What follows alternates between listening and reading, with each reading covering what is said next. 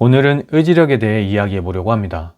많은 분들이 목표를 세우고도 그 목표를 달성하지 못하는 자신을 탓하며 의지력이 약해졌다고 생각하는 경우가 많습니다.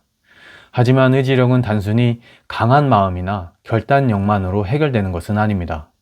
오늘은 의지력을 높이는 방법에 대해 구체적으로 설명드리고, 특히 목표를 세우고도 실행하지 못하는 이유와 그 해결책에 대해서 설명드리겠습니다. 목표 설정과 의지력의 관계. 우리는 모두 목표를 세우는 경험을 합니다. 새로운 해가 시작되면 다이어트, 운동, 자기개발 등 다양한 목표를 설정하곤 하죠. 그러나 그 목표를 끝까지 달성하는 사람은 많지 않습니다. 여기서 중요한 점은 목표 설정과 포기라는 두 가지 행동 모두 선택의 결과라는 것입니다. 목표를 설정하는 것도 자기 자신의 선택이고, 그 목표를 끝까지 해내지 못하는 것도 자신의 선택입니다. 그런데 왜 우리는 두 가지 상반된 선택을 하게 되는 걸까요? 그 이유는 우리가 목표를 세우는 과정에서 느끼는 결핍과 불안 때문입니다. 우리는 나는 뭐뭐가 부족해, 또는 나는 뭐뭐가 필요해 라는 생각에서 출발해 목표를 설정합니다. 이는 현재 자신의 상태에 대한 불만족에서 비롯된 결핍감입니다. 그리고 목표를 세운 후 실행에 옮기지만 실행 도중 우리는 또 다른 감정에 직면하게 됩니다. 바로 의심입니다. 과연 내가 이걸 계속한다고 될까? 이렇게 노력하는 게 쓸데없는 거 아닐까? 나중에 남들이 보면 쓸데없이 노력하고 있다고 생각하지 않을까? 이러한 의심이 들기 시작하면 우리는 점점 불안해집니다. 그리고 그 불안은 결국 포기로 이어집니다. 이렇게 보면 목표 설정과 포기라는 두 가지 행동 모두 불안이라는 감정에서 출발한다는 공통점이 있습니다. 불안과 반복되는 실패 사이클. 대부분의 사람들은 불안이 높은 상태에서 목표를 세우고 그 불안 때문에 다시 포기하는 사이클을 반복합니다. 이 사이클은 다음과 같은 순서로 이루어집니다. 첫째, 목표 설정. 결핍을 느끼고 새로운 목표를 세운다. 둘째, 실천. 목표를 달성하기 위해 실행을 시작한다. 셋째, 의심 발생. 실천 중 과연 될까? 라는 의심이 생긴다. 넷째, 부정적 상상. 이건 쓸모없을 거야 라는 부정적 생각이 든다. 다섯째, 포기.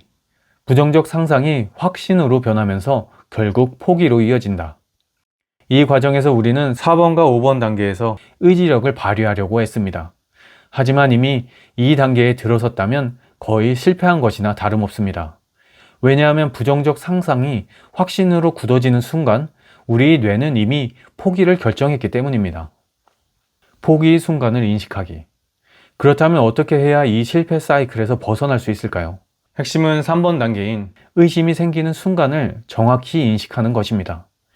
이 순간은 이미 여러 번 반복된 패턴일 가능성이 큽니다.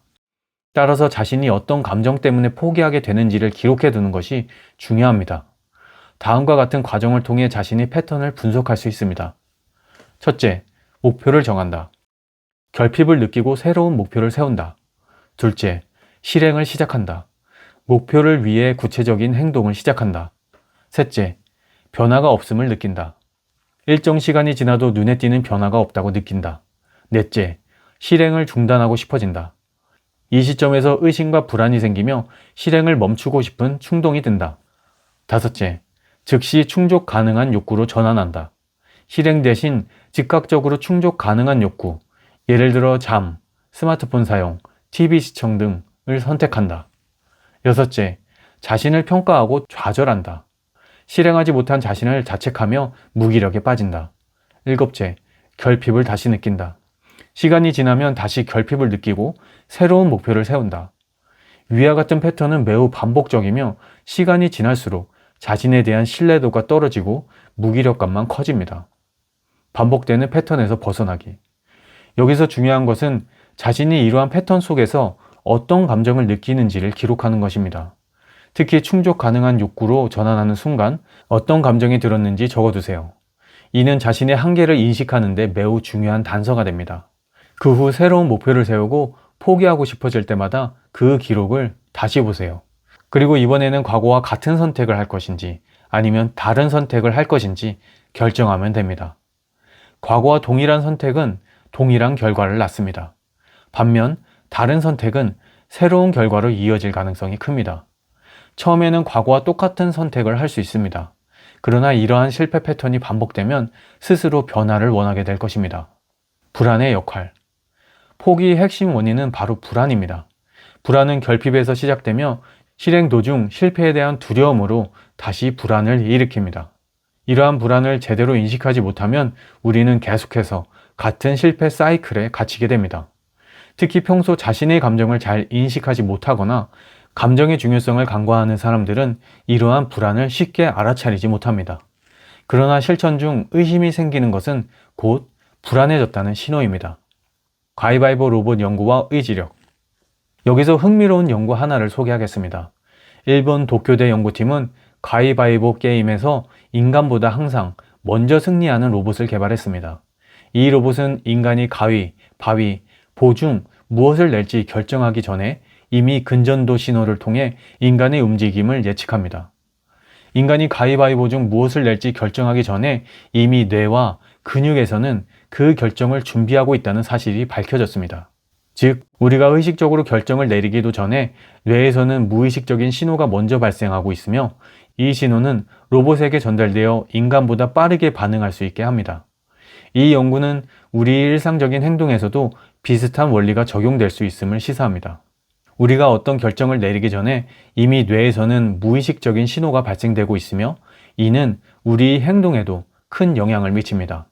따라서 우리가 목표를 세우고 이를 실천하려고 할 때도 마찬가지로 무의식적인 감정들이 우리 행동에 영향을 미치고 있을 가능성이 큽니다. 특히 불안이나 두려움 같은 감정들은 우리가 인식하기도 전에 이미 우리 행동 패턴을 결정짓고 있을 수 있습니다. 오늘 설명드린 내용처럼 의지력 문제는 단순히 노력이나 동기부여만으로 해결되지 않습니다. 중요한 것은 자신의 감정 패턴과 불안을 인식하고 반복되는 실패 사이클에서 벗어나려는 노력을 지속적으로 기울이는 것입니다. 특히 포기 순간에는 자신의 감정을 기록하고 분석하여 과거와 다른 선택을 할 수 있도록 스스로에게 기회를 주는 것이 중요합니다. 이를 통해 우리는 점차 자신의 한계를 뛰어넘고 더 나은 방향으로 나아갈 수 있습니다. 마지막으로 강조드리고 싶은 것은 자신의 감정을 제대로 인식하고 관리하는 것이야말로 의지력을 높이는 가장 중요한 방법이라는 점입니다. 감정은 우리가 목표를 세우고 실천하는 과정에서 매우 중요한 역할을 합니다. 그렇기 때문에 자신의 감정을 잘 이해하는 것이 의지력 향상에 큰 도움이 될 수 있습니다. 감정을 더 잘 알고 싶은 분들을 위해 제가 감정에 대해 공부할 때 많은 인사이트를 얻었던 책들을 추천드리고자 합니다. 이 책들은 감정 인식과 관리에 대한 깊은 통찰을 제공하고 여러분이 자신의 감정을 더 잘 이해하는 데 도움이 될 것입니다. 아래 링크로 신청해 주시면 간략한 설명과 함께 책 목록을 공유해 드리겠습니다. 감정에 대한 깊은 이해를 통해 여러분도 반복되는 실패 사이클에서 벗어나고 의지력을 강화할 수 있기를 바랍니다. 항상 여러분의 삶을 응원합니다. 감사합니다.